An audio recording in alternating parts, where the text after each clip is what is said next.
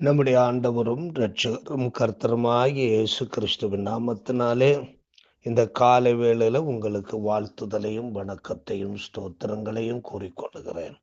உன் கண்களை ஏறெடுத்துப் பார். இந்த நாளிலே இயேசு கிறிஸ்துவின் அதிகாலை ஜெபம் குறித்து நாம் தியானிக்க இருக்கின்றோம்.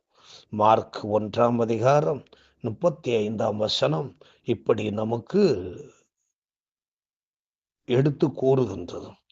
இயேசு கிறிஸ்து அதிகாலையில் இருட்டோடே எழுந்து புறப்பட்டு வனாந்தரமான ஓரிடத்திற்கு போய் அங்கே ஜெபம் பண்ணினார் என்று அழகாக வர்ணிக்கப்பட்டிருக்கின்றது. ஒரு அழகான காட்சியை இந்த மார்க்கு சுவிசேஷம் 2000 வருஷம் தாண்டி நாம் வாசிக்கும் பொழுது புரிந்து கொள்ளும்படியாக அவர் அழகாக எழுதி வைத்திருக்கிறார். கப்பர்நகூமில் சீமோன் அந்திரேயா வீட்டில் இயேசு கிறிஸ்து பேதுருவின் மாமியை குணமாக்கிவிட்டு அங்கே அன்றைய தினம் தங்கினார். அன்றைய தினம் மாலை வேளையில் ஒரு பொதுக்கூட்டம் அந்த வீட்டின் முன்னாடி நடந்தது. காரணம், ஏராளமான வியாதியஸ்தர்கள், பிசாசு பிடித்தவர்கள், குறையுள்ளவர்கள், மன கிளேசம் உள்ளவர்கள் இயேசுவை தேடி இயேசு இருந்த அந்த வீட்டின் முன்னாடி வந்து கூடினார்கள் என்று மார்க் 1 நாம் வாசிக்கின்றோம். ஒரே ஒரு அற்புதம்தான் அங்கே நடந்தது. அதாவது பேதுருவின் மாமியாருக்கு ஒரு அற்புதம் நடந்ததை அந்த பகுதி மக்கள் எல்லாம் கேள்விப்பட்டு பல பல பல அற்புதங்கள் நடப்பதற்கு அது ஒரு காரணமாய் அமைந்தது என்பதை நாம் மறந்து போகக்கூடாது. அற்புதங்கள் பட்டணத்து மக்களை இயேசுவினிடம் கொண்டு வந்து சேர்த்தது என்பதை 33 நமக்கு சொல்லுகின்றது. இயேசு கிறிஸ்து எல்லாருக்கும் நன்மை செய்தார் என்று 34 சொல்லுகிறது. இயேசு கிறிஸ்து இந்த பூமியிலே வந்த பொழுது அவர் நன்மை செய்கிறவராகவே சுற்றி திரிந்தார். எல்லோருக்கும் அவர் நன்மை செய்தார். பிசாசின் பிடியில் அகப்பட்ட யாவரையும் குணமாக்குகிறவராயும் சுற்றி திரிந்தார். அதைத்தான் இந்த இடத்திலே 34 மார்க்கு சுவிசேஷகன் அழகாக எழுதி வைத்திருக்கின்றார். மறுநாள் அதிகாலையில இருட்டோடு எழும்பி கப்பர்நகூமின் அருகில் உள்ள ஒரு மலை பிரதேசத்தின் வனாந்தரமான இடத்துக்கு சென்று அவர் ஜெபிக்கிறார் என்பதை இந்த 35 நமக்கு சொல்லி காட்டுகிறது. முந்தைய நாளின் பணிகள் நிமித்தம் சோர்வுற்றவராய் இருந்தும் காலை ஜெபத்திற்கு இயேசு கிறிஸ்து முக்கியத்துவம் கொடுத்தார். இதுதான் ரொம்ப முக்கியமான ஒன்று. எப்பொழுது நாம் தூங்கினாலும், எப்பொழுது நம் பணிகளை முடித்து ஓய்ந்திருந்தாலும், அதிகாலை நேரத்துல ஜெபிக்க வேண்டிய நேரத்துல நாம் ஜெபிப்பது மிகவும் முக்கியமான ஒன்று ஆகும். தனது சீடர்கள், நண்பர்கள் யாவரையும் விட்டுவிட்டு தனிமையை விரும்பி தந்தையோடு பேசும்படியாக, தந்தையை பார்க்கும்படியாக, தந்தையுடைய சத்தத்தை கேட்கும்படியாக ஜெபத்துக்கு அவர் சென்றார். தந்தையை பார்க்க, தந்தையிடம் அந்தந்த நாளுக்குரிய ஆலோசனைகளை பெறும்படியாக அவர் ஜெபிக்க சென்றார். இயேசு கிறிஸ்து தேவ வார்த்தைகளை கேட்டு உலகிற்கு பிரசங்கிக்கவும், தேவ காட்சிகளை கண்டு அதன்படி அற்புதங்களையும் நற்கிரியைகளையும் செய்யவும் இந்த அதிகாலை ஜெபத்தை பயன்படுத்தினார் என்பதை நாம் மறந்து போகக்கூடாது. இயேசு கிறிஸ்துவின் இந்த அதிகாலை ஜெபம் நமக்கு சில உண்மைகளை கற்றுத்தருகிறது.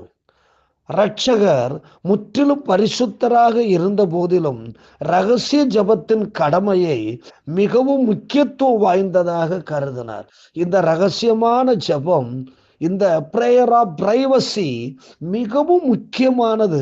அதற்கு மிகவும் முக்கியத்துவம் கொடுத்து அதை தன் வாழ்வின் உயிர் கடமையாக இயேசு கிறிஸ்து அதை செய்து வந்திருக்கிறார். அப்படி என்றால் நாமும் இந்த உயிர் கடமையை மிகவும் முக்கியமானதாக செய்து பிரேயர் பிரைவசியை நாம் அனுசரிக்க வேண்டும் என்று அறிவுறுத்தப்படுகின்றோம். அவர் அதற்காக தனிமையின் ஒரு இடத்தை தேடினார். உலகத்திலிருந்தும் அவருடைய சீடர்களிடமிருந்தும் கூட வெகு தொலைவில் தஞ்சமானார். இது நமக்கு ஒரு பாடம் சொல்லிக் கொடுக்கிறது. தனி ஜெபம் என்பது தனிமைப்படுத்தப்பட்ட ஒரு இடமாய் இருக்கிறது.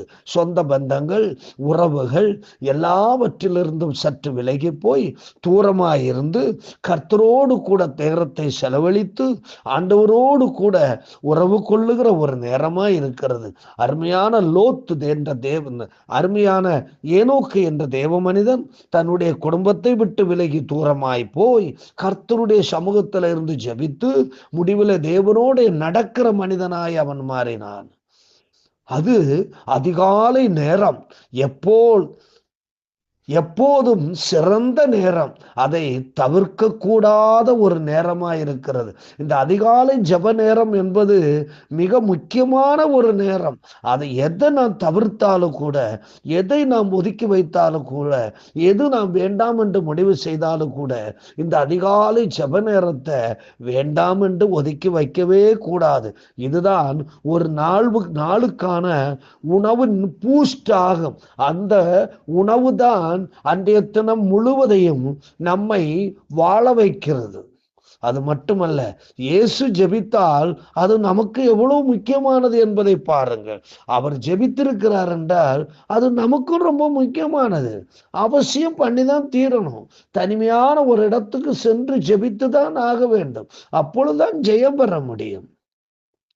அதிகாலை தனிமையின் ஜெபம் முந்தின நாளின் நெருக்கடிகளிலிருந்து தப்ப, புதிய நாளின் விடியலை தேவனோடு செலவிட இந்த அதிகாலை ஜெப நேரம் மிகவும் முக்கியமானதா இருக்கிறது. உலகத்தின் துன்மார்க்கம் விழித்தெழும் முன்பதாக தேவனுடைய நன்மைகளினால் நிரப்பப்படுவதற்கு இந்த அதிகாலை ஜெப நேரம் மிகவும் முக்கியமானது.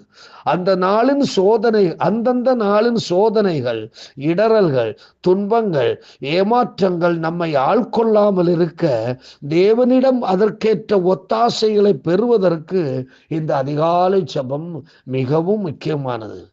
இருளில் பிரகாசிக்கும் தேவ ஒளியின் வாசல் மூடப்படும் முன்பதாக இருதயத்திலும் முகத்திலும் தேவ ஒளியால் பிரகாசிக்கப்பட இந்த அதிகாலை தனி ஜெபம் மிகவும் முக்கியமானதாயிருக்கிறது.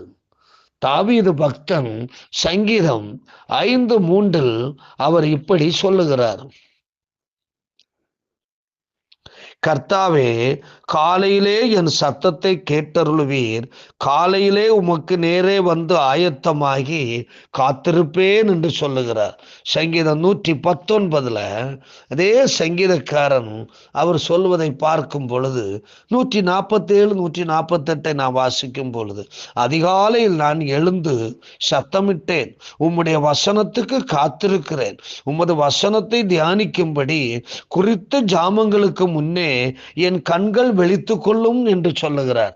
ஒவ்வொரு நாளையும் அதிகாலை ஜெபத்தில் பெற்ற புத்துணர்ச்சியையும் புது பலத்தாலும் புது நம்பிக்கையாலும் புதிய கிருபையாலும் புதிய ஆலோசனைகளாலும் துவங்க கற்றுக்கொள்ளுங்கள். எல்லாம் நன்றாய் அமையும், ஒன்றும் குறைவில்லாமல் இருக்கும். பலத்தின் மேலே பலம் உண்டாகும், தைரியத்தின் மேலே தைரியம் உண்டாகும். உலகத்தின் எந்த ஆதிக்க சக்திகளும் நம்மை மேற்கொள்ளாது. தேவனுடைய வல்லமை நம்மோடு கூட பலிதமாகி நம்மை சிறந்த மனிதனாக, சிறந்த மனுஷியாக நம்மை உருவாக்கும். எல்லா தெய்வீக ஞானத்தினாலும் நாம் நிரப்பப்பட முடியும். அன்பு நிறைந்த ஆண்டவரே, இந்த கால வேளையில நன்றியோடு ஸ்தோத்திரிக்கிறோம். இந்த அதிகாலை ஜெப நேரத்தை நாங்கள் எந்த விதத்தில் விட்டு கொடுக்காதபடி, சோறு இல்லாம போனாலும் தண்ணீர் இல்லாம போனாலும் இந்த அதிகாலை ஜெப நேரத்தை மட்டும் நாங்கள் விட்டு விடாதபடிக்கு, இவை எங்கள் சட்டையை போல நாங்கள் அணிந்து கொண்டு ஒவ்வொரு நாளும் நாங்கள் இவைகளை பயன்படுத்த கர்த்தர் எங்களுக்கு உதவி செய்யும். இயேசு கிறிஸ்துவின் மூலம் கேட்கிறோம் இரக்கம் நிறைந்த பரமபிதாவே, ஆமேன். God bless you.